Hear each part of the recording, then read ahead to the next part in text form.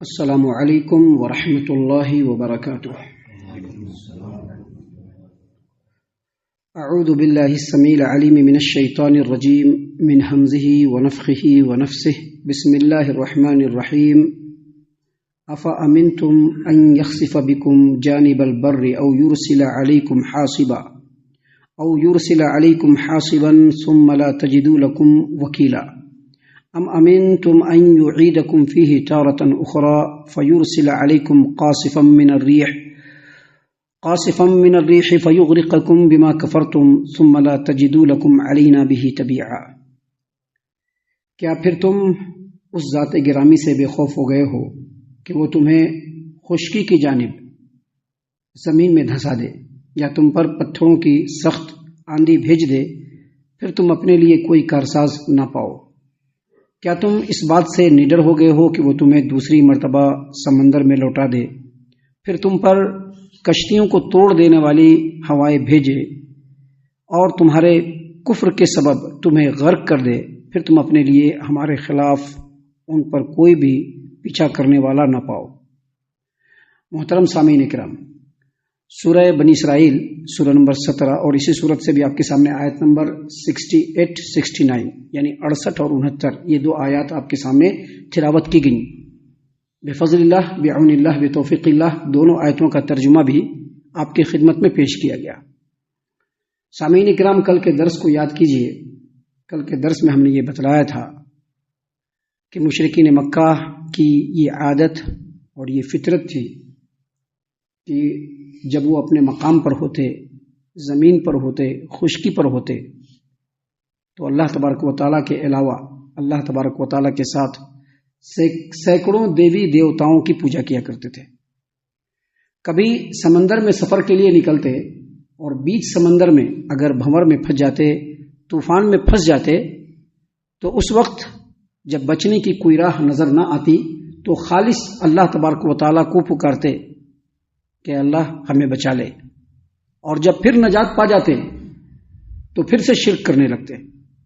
اللہ کو بھی پکارتے، اللہ کے ساتھ ساتھ لات و عزا کو بھی پکارتے، حبل کو بھی پکارتے، دوسرے دیوی دیوتاؤں کو بھی پکارتے، ان کے سامنے جھکتے، ان کو نظر و نیاز چڑھاتے، ان کو مشکل کشا حاجت روا سمجھتے اور مشکل کے وقت میں ان کو پکارتے تھے۔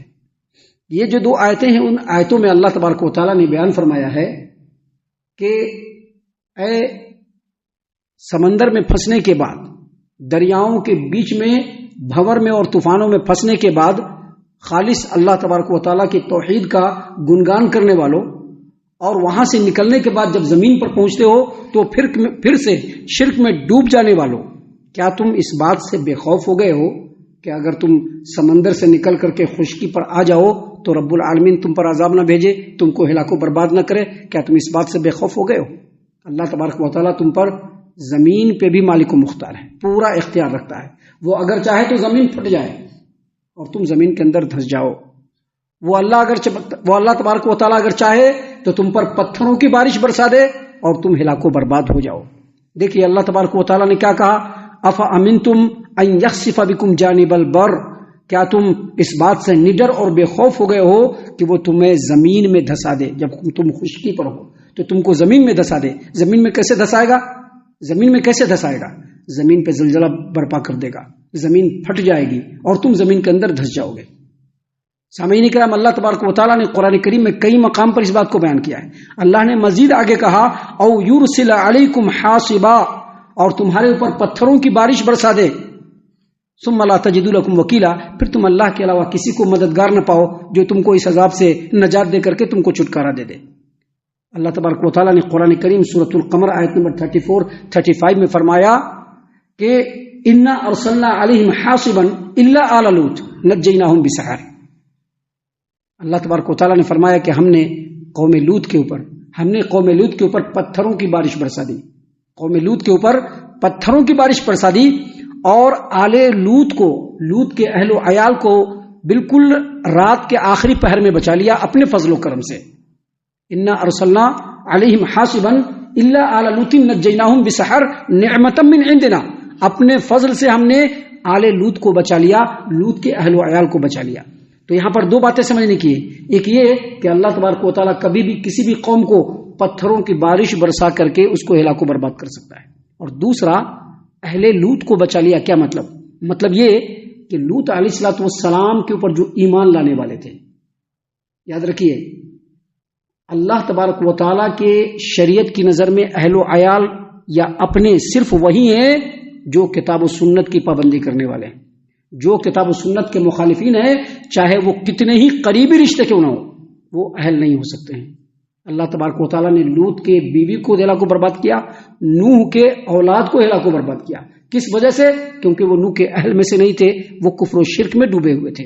محترم سامعین کرام، اللہ تبارک و تعالیٰ نے قرآن کریم میں سورہ ہود آیت نمبر 82 میں کہا وَأَمْطَرْنَا عَلَيْهِمْ حِجَارَةً مِّن سِجِّيلٍ مَّنضُودٍ، ہم نے ان کے اوپر نشان لگے ہوئے پتھر کنٹینیو برسائے. کیوں برسائے؟ کیونکہ ہم مالک و مختار ہیں. جو ہماری خلاف ورزی کرے گا ہم اس پر پتھر برسا سکتے ہیں، کہیں پر بھی برسا سکتے ہیں. ضروری نہیں کہ سمندر میں ہی تم کو ہلاک کرے، خشکی پر آؤ گے اللہ وہاں پر بھی ہلاک کر دے گا.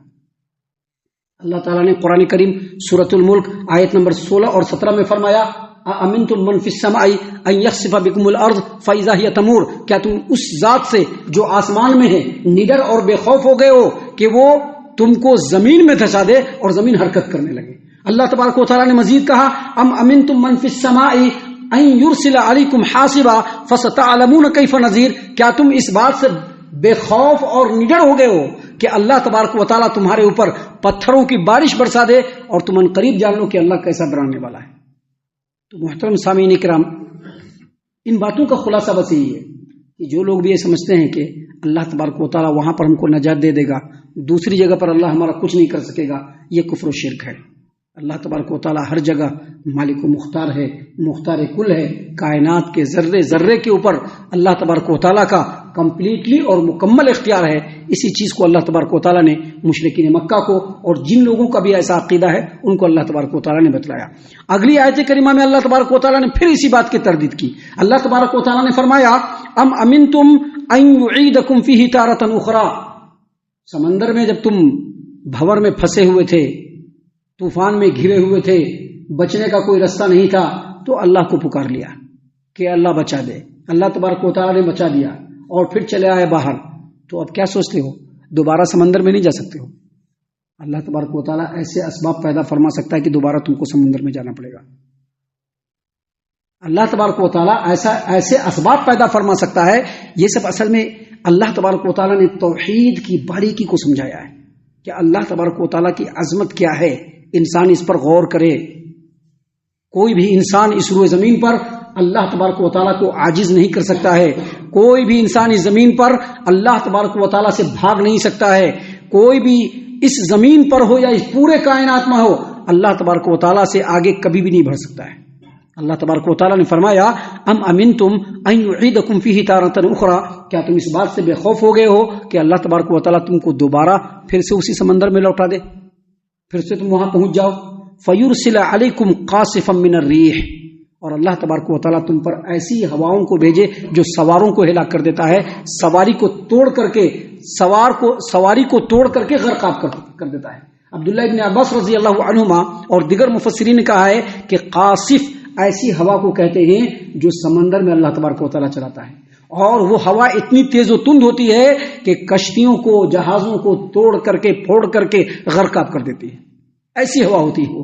تو اللہ تبارک و تعالیٰ نے کہا کہ کیا تم اس بات سے بے خوف ہو گئے ہو کہ اللہ تبارک و تعالیٰ پھر سے تم کو سمندر میں بھیج دے اور تم پر ایسی ہوا چلائے جو سوار اور سواری دونوں کو ہلاک و برباد کر دے. اور فیغرقکم من الریح، اور اللہ تبارک و تعالیٰ فیغرقکم بما کفرتم، اور اللہ تبارک و تعالیٰ تمہارے کفر کے سبب تم کو پھر سے غرقاب کر دے.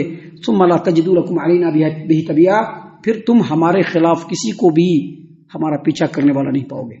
مطلب جب اللہ تبارک و تعالیٰ ہلاک کرتا ہے تو اللہ سے کوئی پوچھنے والا نہیں. اس روئے زمین پر کوئی کسی کو ہلاک کرے تو پوچھنے والا ہے نا. اس لیے تو لوگ بہت پلان کر کے سازش کر کے کسی کو مارتے ہیں کہ کوئی پتہ نہیں چلنا چاہیے، کیونکہ پتہ چل جائے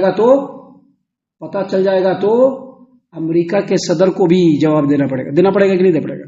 جو سپر پاور ہے امریکہ کا جو صدر ہے اس کو بھی جواب دینا پڑے گا. ولادیمیر پوتین جو ہے اس کو بھی جواب دینا پڑے گا کہ نہیں دینا پڑے گا. لیکن اللہ تبارک و تعالیٰ اگر کسی کو ہلاک کرے گا تو اللہ سے پوچھنے والا کسی کو بھی تم نہیں پاؤ گے. سامعین کرام، یہ سب باتیں ہیں جو اللہ تبارک و تعالیٰ نے خالص توحید کی تعلیم کے لیے مشرکین مکہ کے سامنے اور ہم لوگوں کے سامنے بیان فرمایا ہے. ہم اللہ سے دعا کرتے ہیں کہ اللہ تعالیٰ ہم تمام کو ان تمام باتوں کے اوپر خوب غور اور گہرائی سے غور و فکر اور تدبر کرنے کے ساتھ ساتھ اللہ تعالیٰ ان باتوں کے اوپر ہم تمام کو عمل کرنے کی بھی توفیق عطا فرمائے. آمین. اللہ تعالیٰ ہم تمام کو صحیح معنوں میں پکا سچا مومن مسلمان بنائے. اللہ اور اس کے رسول صلی اللہ علیہ وسلم کی اطاعت و فرما برداری کرنے والا بنائے. صحابہ کرام رضی اللہ عنہم کے طریقے پر چلنے والا بنائے. جنت الفردوس میں جگہ عطا فرمائے. اے اللہ ہم تمام کو جہنم سے پناہ دے. اے رب العالمین ہم تمام کو جہنم سے پناہ دے. اے مالک الملک ہم تمام کو جہنم سے پناہ دے. آمین یا رب العالمین. وما علینا الا البلاغ المبین. الذي نزل الفرقان على عبده ليكون للعالمين نذيرا